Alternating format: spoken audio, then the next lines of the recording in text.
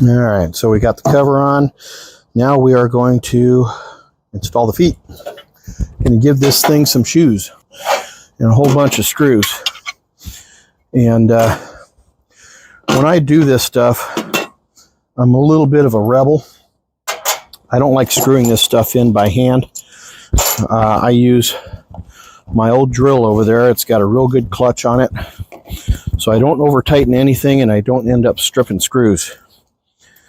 It goes a lot faster. I'm all about the gadgets and I'm all about fast. So let's see what we can do to get some of these feet installed here.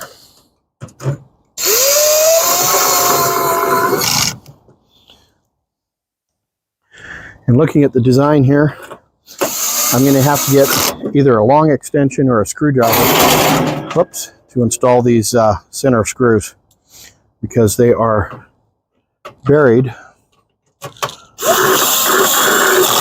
underneath this plate right here. And you'll notice that there's a hole in the plate right there, and that hole is for a long screwdriver to reach down and install those screws down there so that you're not screwing at an angle and stripping your screw heads. That's pretty good planning in my book. So I'll have to go get a screwdriver here in just a moment, and then I can install those other screws. That's the funny sound that this makes every time I screw it in is the clutch engaging, and it makes it so that you don't strip the screw heads or the screw threads. You don't want to do either, because then it's very difficult to take apart. So I'm going to be back in just a moment. I'm going to go get a screwdriver. All right, so I'm back. Went and got a screwdriver. Hopefully that's long enough. Oh yeah, that will be.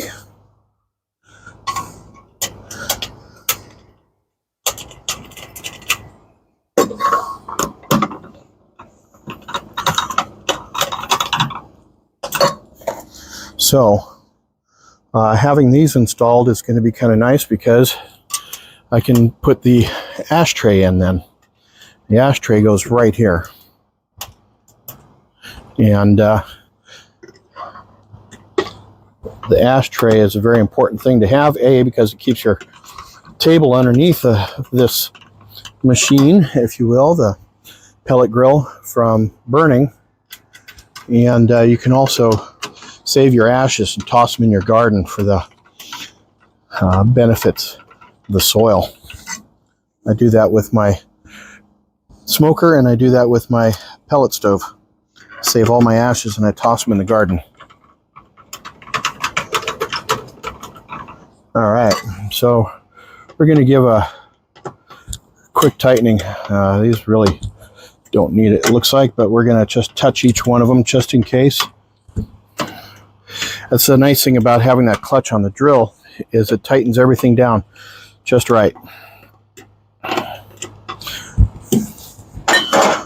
Kind of had a feeling that was going to be next, but so the handle, this can be a tricky one because you're going from the inside to the outside. So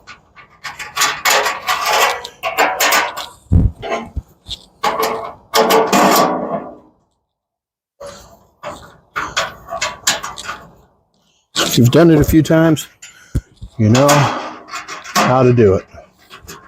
If you haven't done it a few times, you learn how to do it.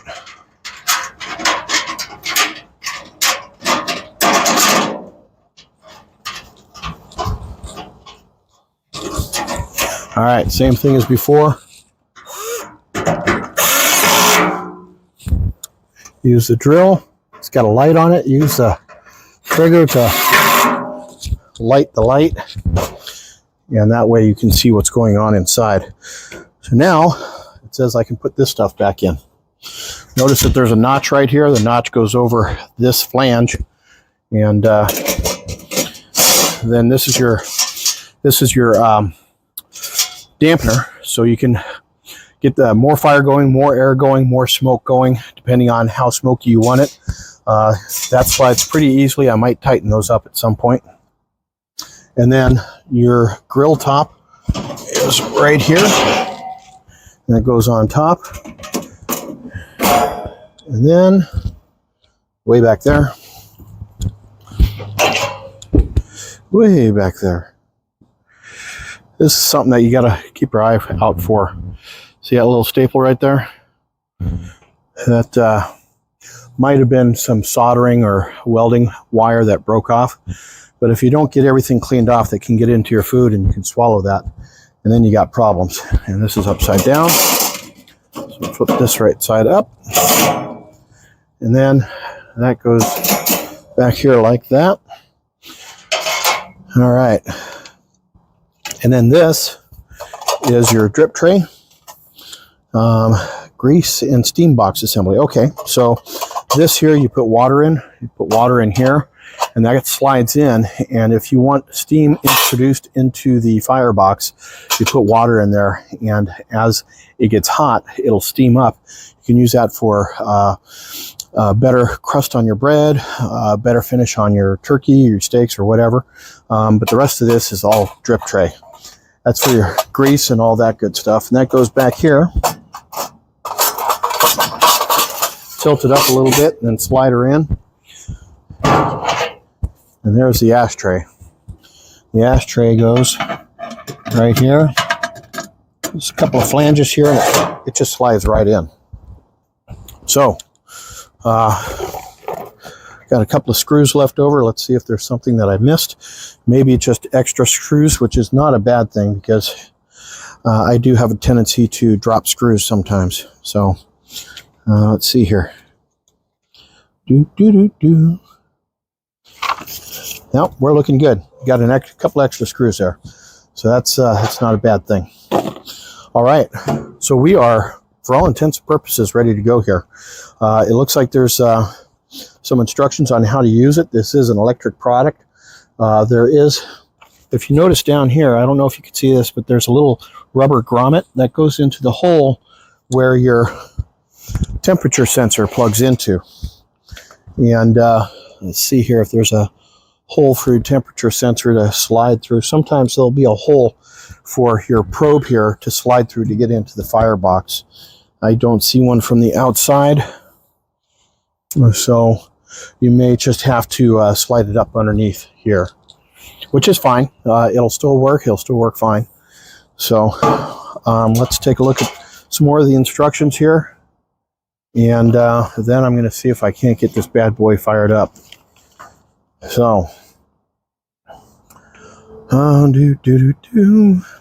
do have some pellets in my smoker over there. I think I have some more pellets in my closet. And so I'm going to see what I can do to get some in the hopper, get this plugged in, and get this thing fired up. So until we get this thing fired up, I think we're going to take a step back and get some dinner fixings ready, and then we'll go from there. Hey, we'll catch you in a little bit. Cheers, everybody. Hey, I just wanted to say a quick thank you for taking the time to watch my video. If you'd like to see more videos, the link to my Amazon storefront is down in the descriptions, and I'd love it if you'd take a little walk over there, check it out. Have yourselves a fantastic day. We'll catch you later. Cheers, y'all.